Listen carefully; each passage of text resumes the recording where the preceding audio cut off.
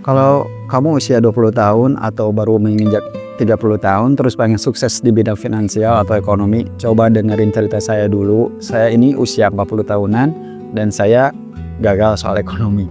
Jadi saya punya banyak pengalaman yang bisa di-share supaya kalian gak gagal kayak saya ya. Ya sesekali belajar dari orang yang gagal nggak apa-apa ya.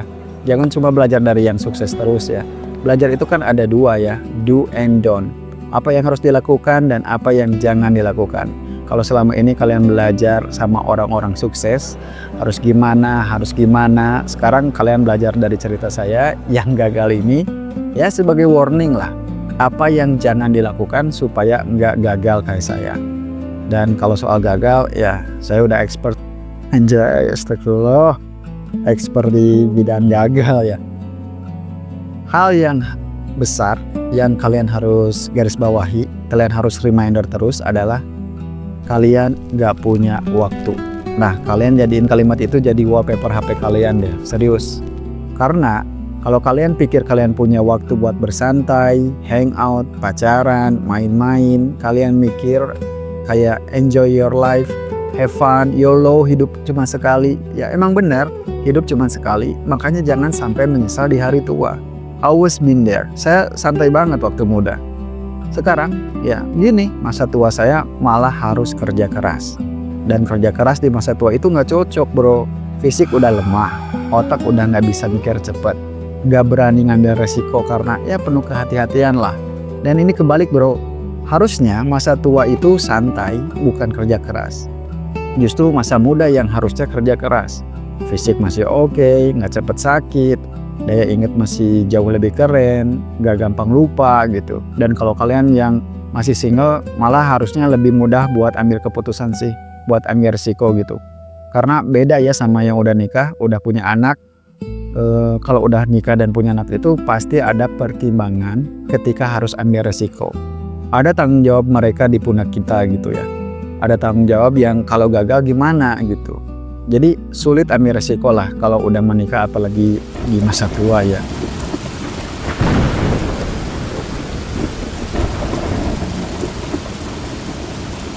Sekarang saya belajar tuh berdasarkan pengalaman. Apa sih penyebab saya gagal secara finansial? Saya cari sampai ke akar-akarnya. Ternyata bukan malas, bukan tergoda sama hiburan-hiburan yang menyenangkan, tapi saya merasa punya waktu. Saya merasa waktu saya nggak mepet. Saya punya cita-cita umur 30 tahun itu harus punya ini. Umur 40 tahun saya harus sudah punya itu. Tapi saya nggak sadar, beneran nggak sadar, kalau waktunya itu berjalan dengan cepat. Kalau misalkan waktu itu saya sadar ya, pasti saya nggak akan bisa nyantai. Saya pasti belajar. Ya belajar ngontrol waktu secukupnya. Saya belajar investasi mungkin. Saya belajar gimana cara mengatur uang, gimana cara nabung. Karena waktu itu beneran saya ngeblank banget, gak ngerti apa-apa. Gengsi saya gede banget. Dulu saya ada temen yang jualan tahu di pinggir jalan ya. Saya lihatnya kayak, aduh gak mungkin ya saya ngelakuin itu. Dan sekarang dia udah jadi juragan bos. Saya gini-gini aja. Nah kalian gimana? Punya mimpi sama seperti saya waktu muda? Kayak pengen punya ini, pengen punya itu di masa tua gitu, tapi nggak tahu harus ngapain. Hati-hati, karena kalau kalian nggak tahu harus ngapain, kalian mengcopy cerita saya. Kalian harus cari tahu tuh dari sekarang gimana caranya, gimana cara dapetin itu semua. Ya kalau enggak ya kalian gagal seperti saya, kalian miskin nanti gitu.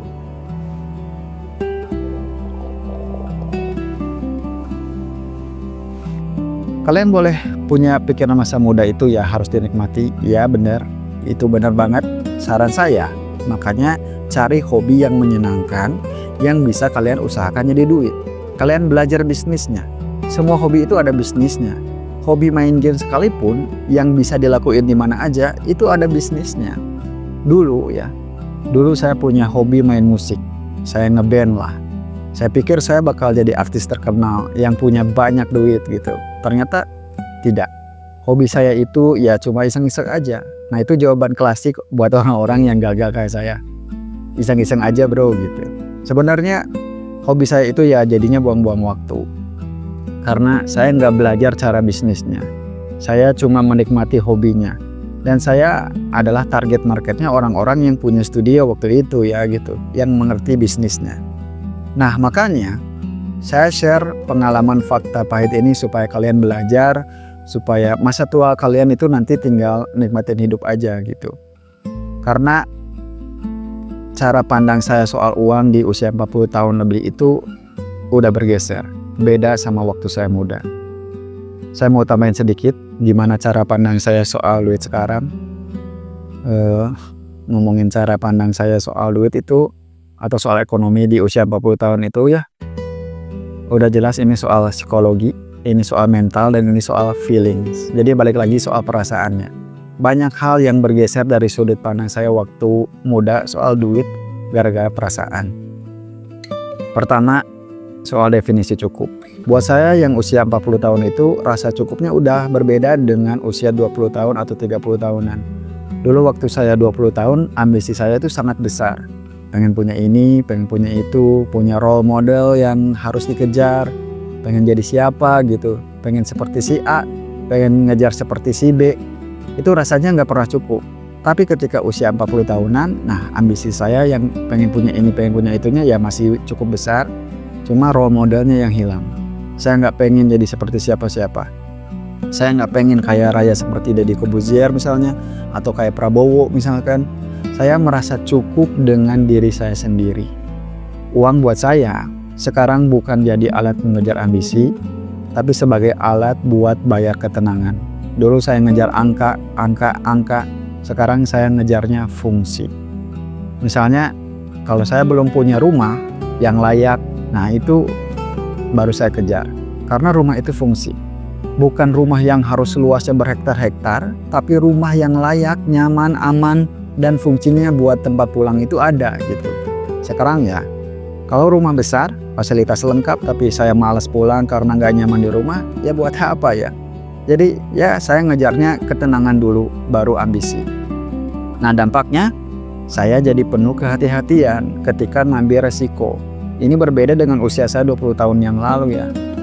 Bentar ini jadi udah 2 poin nih.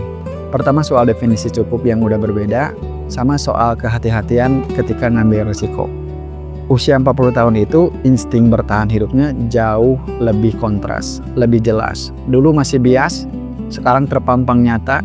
Jadi mau ambil resiko itu udah mikirnya 1000 kali dulu sebelum langsung ambil keputusan ya. Karena pertimbangannya ya itu tadi. Udah ada tanggung jawab di pundak saya. Anak, istri, orang tua. Dan kalau saya ambil langkah yang salah, udah deh, game over gitu. Dan terus kalau soal tabungan. Soal tabungan waktu muda, punya tabungan itu disebutnya punya uang nganggur ya. Dipakai apa gitu. Nah sekarang di usia saya, uang tabungan itu adalah backup atau uang emergency. Gak bisa dipakai sembarangan. Soalnya selalu ada biaya yang tak terduga. Sakit lah, kebutuhan benerin rumah lah, kebutuhan anak yang mendadak lah. Banyak pokoknya. Nah itu soal tabungan ya. Tapi kalau ada yang nanya, kenapa nggak investasi bang? Nah di usia 40-an itu yang uangnya pas-pasan, investasi itu kita udah beda banget. Investasi kita itu ya jangan buang barang lama yang masih berfungsi. Gak usah beli baru kalau barang lama masih bisa dipakai.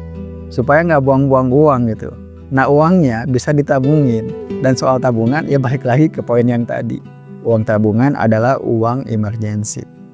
So cara berpikir investasinya juga udah berbeda ya. Kita di umur segini itu udah sangat menghargai waktu. Kita cari uang supaya biar tenang aja. Asal kebutuhan bisa terpenuhi. Punya rumah layak yang nyaman. Punya kendaraan yang gak harus mahal. Semua kebutuhan hidup terpenuhi. Nah itu aja udah cukup. Dan kalau semua itu belum terpenuhi ya.